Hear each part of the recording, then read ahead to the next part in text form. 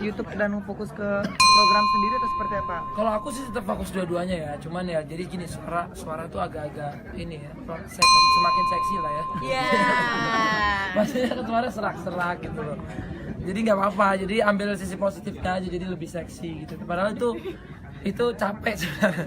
Cuman itu sebenarnya ada happy-nya sendiri sih buat aku, kayak kita berkarya di sini, berkarya di situ, kan berkarya itu nggak ada batasan, nggak harus orang itu di YouTube doang. Nanti ada orang TV di TV doang, dia kalau di YouTube di judge. Nanti orang YouTube ke TV ada juga judge-nya. Jadi mau kalian tuh apa sebenarnya? Dan kita harus menjalankan apa yang kita sukai. Iya, yang penting yang kita lakuin tuh happy, menghasilkan, bisa nafkahin keluarga, bisa nafkahin banyak keluarga orang. Mantap. Lu gimana sih, Ta? Kata menafkahi, lu patahin semangat orang. Nafkah, lo bayar dong. Ya.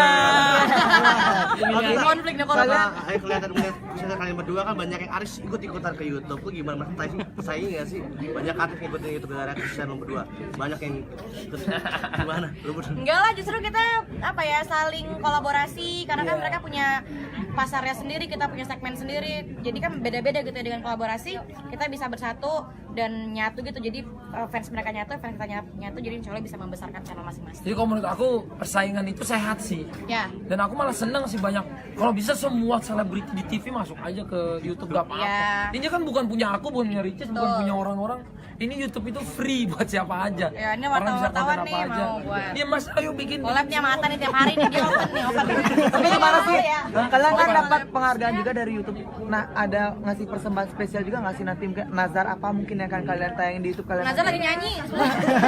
Ada nggak sih konten sesuatu mungkin yang akan kalian bikin spesial mungkin dengan pencapaian sekarang? Ya udah banyak sih yang maksudnya nggak usah diceritain terus ya.